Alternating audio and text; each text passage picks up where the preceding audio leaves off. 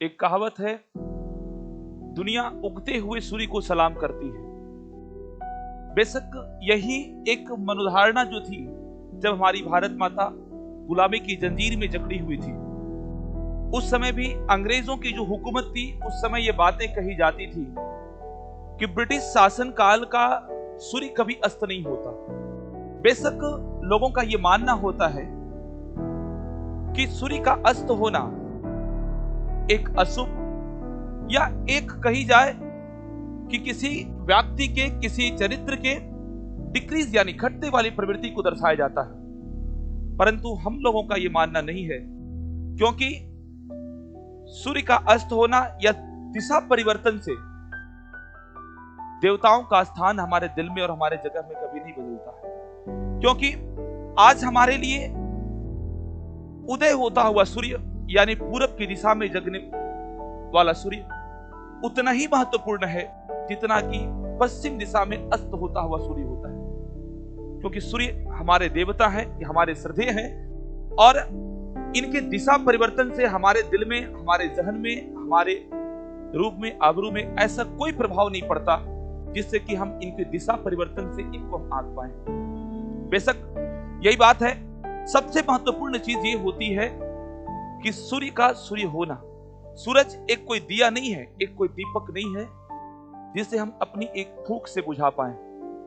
आज उनकी रोशनी वो है तो भी हमारे लिए है, और नहीं भी है तो भी हमारे लिए है। एक ऐसी ही पहचान सूर्य की हमारी जिंदगी में होती है। इसीलिए तो कहा भी गया है, सूरज हूं जिंदगी की रमक छोड़ जाऊंगा, सूरज हूं जिंदगी की रमक छोड़ जाऊंगा, मैं डूब भी गया तो अपनी सपक छोड़ जाऊंगा। बेशक आज दिवाली के छठवें दिन, यानी आप यदि कहें कि कार्तिक शुक्ल पक्ष के तिथि के हिसाब से हम चले यदि कि कार्तिक शुक्ल पक्ष के छठी तिथि को 30 करोड़ से ज्यादा, हम मान लीजिए 35 करोड़ समथिंग, हम पूरे भारतवासी, यूपी, बिहार और झारखंड के वासी विशेष रूप से विश्व के किसी भी कोने में हम रह रहे हैं, वहां पर छठ मैया की आराधना करते हैं। और बेशक बहुत सारे लोगों के मन में यह अवधारणाएं हैं कि छठ मैया है क्या, इसकी पूजा कैसे होती है, ये कौन सी देवी है, कैसे इनका जन्म हुआ,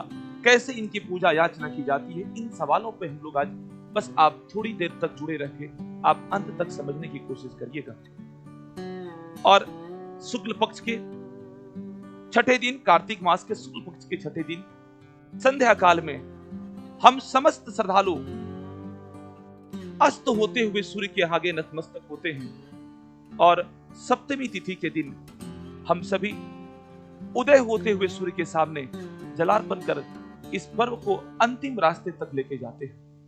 बेशक सबसे बड़ी बात यह है कि छठ पूजा हमारे लिए ऐसा एक पर्व है, हम सबों के लिए ऐसा एक आस्था का विषय है कि समस्त बिहार, यूपी, झारखंड के जो भी भाई बाहर में रह के काम करते हैं, बस एक गाना और एक संगीत और एक म्यूजिक काफी होता है उन सभी प्रदेश में रहने वाले वासियों के लिए कि चलो मिट्टी और ममता ने घर को बुलाया है, क्योंकि छठ का त्योहार आया है। और सभी एक उल्लास के साथ अपने घर की तरफ पलायन कर जाते हैं, क्योंकि जहां मिट्टी और ममता की पुकार है, वहां पर बेशक इंसान अपनी जिंदगी की हर खुशी को, हर खुशनुमा पल को, हर एक काम को छोड़ करके उस पुकार को सुनने जरूर दौड़ा चला आता है। और आज हम विशेष रूप से इस बात पर हम लोग चर्चा करेंगे कि छठ पूजा, छठ मैया के व्रत के बारे में क्या होता है।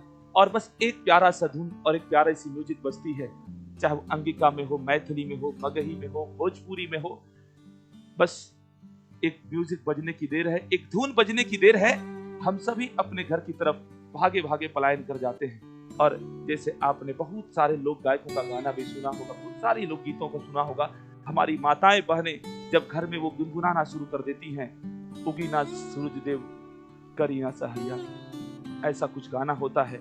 और कांचे ही बांस के बहंगिया बहंगी लचकत जाए, ये सारे गीत जो है इस तरीके से दिलों में भा जाते हैं हम सबों के कि बेशक ना चाहते हुए भी हम सभी एक ऐसी परंपरा और एक ऐसी बागडोर की तरफ बढ़ जाते हैं जहां से हम लोगों को कोई कितना भी कठिन मुश्किल परिस्थिति में हो, वो अपने हर दुख को, हर अपने सुख को, अपनी भेदभाव रंग भेद को भूल करके एक व्रत को बनाने और एकजुट होकर के हम सब आपस में जुड़ जाते हैं। इसी चीज को हम लोग देखते हैं। और बेशक ये हम कह सकते हैं कि एक ऐसा पर्व है और एक इनकी मीठी मीठी जो जमीनी जुड़ी हुई गीत संगीत इनके हैं। बेशक सारे पर्व त्योहारों के गीत संगीत इनके आगे फीके पड़ जाते हैं। जब माताएं, बहनें या लोग गायक और गायिकाएं जब इस धुन को गुनगुनाने लगते हैं तो बेशक दिल में एक उमंग सा जग जाता है कि चलो घर अब छठ पर्व आ गया है। बेशक छठ पर्व को लेकर के एक अलग अलग मान्यताएं भी हमारे धर्म में है। हिंदू सनातन धर्मों में अलग अलग मान्यताएं हैं। छठ पूजा क्या है? पुराणों में कहा गया है कि नवरात्र में पूजे जाने वाली मां कात्यायनी एक छठ माता का प्रारूप है। मां शक्ति की आराधना जब नवरात्र में हम करते हैं, उसमें पूजनीय माता का अलग अलग रूप जो होता है, उस रूप में मां कात्यायनी का जो पूजा होता है वो एक छठ मैया का प्रारूप भी कहा गया है। और सनातन धर्म में माना गया है कि छठ माता जो है एक मानस पुत्री है। छठ माता को मानस पुत्री माना गया है। मानस पुत्री का मतलब ये होता है कि ऐसे मानस पुत्र या पुत्री जो हो, ऐसे व्यक्ति का जन्म, ऐसे योद्धा या ऐसे देवता का जन्म जिनके जन्म में शारीरिक कोई मिलाप की आवश्यकता नहीं रही है, बस मन से मन मिला, तरंगों से तरंगे टकराई और उनका जन्म एक विकार उत्पन्न हुआ और उनका जन्म हो गया। शायद यही बातें महाभारत काल में दानवीर कर्ण, राजा कर्ण जो अंग क्षेत्र के थे, उन पर भी हम आएंगे अभी। उनके भी जीवन काल में कहा जाता था। यह अवधारणाएं, मान्यताएं हमारे यहाँ है। बेशक आज हम इन सब बातों को नई जनरेशन, नई पीढ़ी जो हमारे साथ एक युवा पीढ़ी जिसकी कल्पना हम कर रहे हैं, ये युवा पीढ़ी इन बातों को मानने से नजरअंदाज कर देती है। युवा पीढ़ी को इन बातों पर बिलीव नहीं होता है। तो मैं आपको एक बात बताना चाहूं कि बेशक सड़क पर घूमने वाला पशु या कुत्ता या जानवर जो भी है भाई, वो सारे कहीं न कहीं वो भी जिंदगी जीते हैं, लेकिन जहां हम अपनी सनातन धर्म, अपनी सभ्यता, अपनी संस्कृति को भूल करके सिर्फ जिंदगी को जीने के कगार पर लेकर के आ गए। बेशक हमारी जिंदगी भी एक बंधे हुए पशु की रस्सी में बंधा हुआ जो पशु है, उनसे कहीं अलग नहीं हो रहा है। हम लोगों को अपनी सभ्यता, संस्कृति, हम आज पश्चिमी सभ्यता की बात करते हैं। पश्चिमी सभ्यता का कुछ बहुत सारे अनुकरण हम लोग कर रहे हैं अपनी जिंदगी में। लेकिन मैं एक बात बताऊं, ये वही बात हो गई कि अपनी बातों को मैं सच न मानूं, लेकिन पड़ोस की बातों की एक झूठी सी बात भी अगर पनप जाए, उस बातों को मैं सच मानूं। और यही चीजें होती है हमारे यहाँ। जो आज मैं मॉडर्न होने वाले बच्चों को, मॉडर्न होने वाले जो भी परिवेश में रहने वाले व्यक्ति हैं, मैं उनको एक बात जरूर कहना चाहूंगा कि मॉडर्न होने का मतलब ये नहीं होता कि हम अपनी सभ्यता और संस्कृति को भूल जाएं और उनको ताक पर रखते हैं। आज हमारा जुड़ाव अपने धर्म से, अपने सभ्यता से, अपनी संस्कृति से उतना ही होना चाहिए जितना कि आज हम अपनी जिंदगी की भागदौड़ में अपने आप को आगे ले जाने के लिए लड़ रहे हैं या जूझ रहे हैं। बेशक हम मानते हैं कि आप जानते भी हैं कि महाभारत काल में द्रौपदी, जो माना गया है बात, ये मां द्रौपदी जो थी वो भी सूर्य देव यानी छठ की पूजा करती थी। और भागलपुर जो कि एक जिला है बिहार का, और पुराने वेदों में उसे अंग क्षेत्र के नाम से जाना जाता था। और वहां के राजा कर्ण, जो कि बेशक एक मानी हुई बात भी है, एक अवधारणा भी है, ये चीजें सोची भी गई है कि राजा कर्ण जो अंग क्षेत्र के थे, उनका जन्म कुंती के कान से हुआ था। ये बहुत लोगों की मानना भी है। बातें हकीकत भी हो सकती है, हकीकत भी है भी। अपनी अपनी अवधारणा, अपनी अपनी मान्यता अलग है। जो सूर्य की आराधना वो भी किया करते थे और छठ मैया का पूजा वो भी करते थे। और बेशक कर्ण के लिए वो सिर्फ छठ पूजा ही नहीं था, एक पिता की स्तुति भी थी। और आज हम सभी भी उन्हीं के संतान हैं और आज हम सब लोग मिलकर के छठ माता की आराधना करते हैं। बेशक ये एक पर्व नहीं है, एक महोत्सव नहीं है, एक त्योहार नहीं है, यह एक अपने इष्ट देव की आराधना भी है, जिसको हम लोग एक मानसिक रूप से एकत्र होकर के एक जगह पर गूंजते हैं, पहुंचते हैं और अपने हिसाब से करते भी हैं। और आज बेशक छठ का माहौल भी है और हम सभी इस बात के लिए एक प्रस्तुत उदाहरण है। पूरा विश्व इस बात को जानता है, पूरी दुनिया इस बात को मानती है कि उगते हुए सूर्य को सब सलाम करता है, लेकिन हम यूपी, बिहार और झारखंड के सभी तबके के लोग, सभी जाति, धर्म, बिरादरी को हम भूल करके और उस अस्त होते हुए सूर्य को भी नमन करते हैं। और आज एक हम उदाहरण पेश करते हैं पूरे विश्व के पटल पर कि हमें सूर्य की दिशा बदलने से नहीं, सूर्य के सूर्य होने से, उनके देवता होने से मैं उनकी आराधना करता हूं, ना कि मैं किसी के उदय और अस्त की बात नहीं है। मैं उनके हर पल की आराधना करता हूं, चाहे वो इष्ट देव हैं, वो किसी दिशा में पर्याय हो, किसी दिशा में स्थित हो, हम सभी उन लोगों की आराधना करेंगे। और आज बेशक ये बातें सही है कि उत्तर भारत के लोग, जो हम सभी बिहार, यूपी, झारखंड के वासी हैं, और हम सभी जब किसी भी प्रदेश में किसी जगह पर रहते हैं और बस गाना एक बज जाना है और छठ घाट पर हम लोगों को ये आराधना करने सूर्य की हम पहुंच जाते हैं, छठ मैया की आराधना करने पहुंच जाते हैं।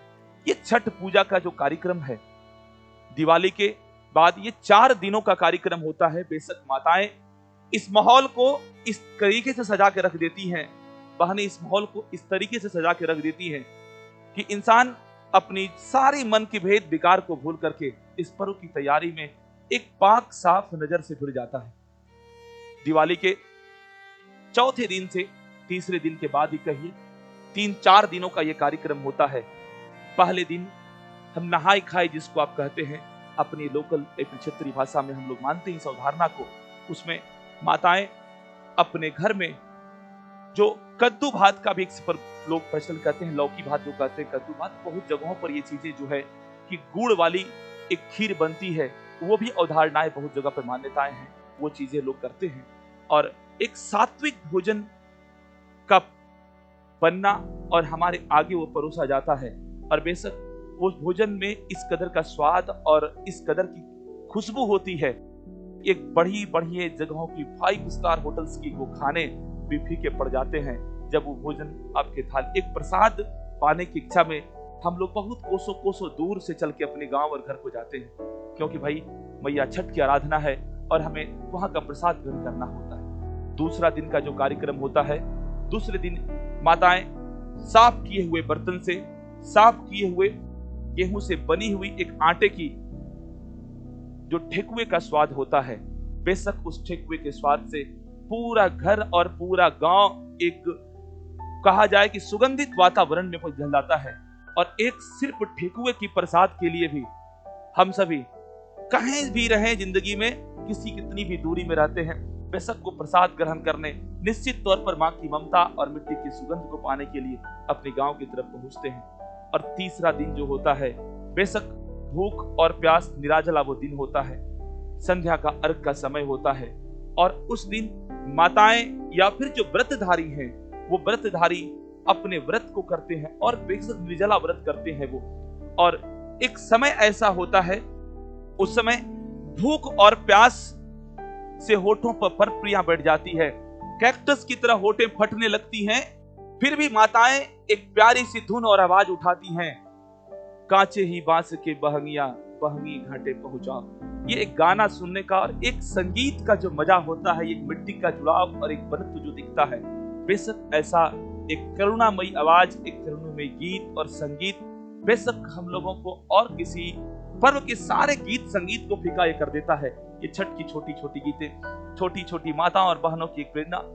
और संध्या काल में सभी लोग अपने अपने घर से मैया का प्रसाद, सूप और डाला लेकर के अपनी गंगा किनारे या जहां भी ये कार्यक्रम होता है वहां चलते हैं। और वहां एक मिट्टी की वेदी पर गन्ने का पेड़ यानी ऊख का पेड़ जो आप देखते हैं, यहाँ भी मैया का आराधना हो रहा है। छठ पूजा का ही एक सीन आपके सामने ये पटना घाट का है।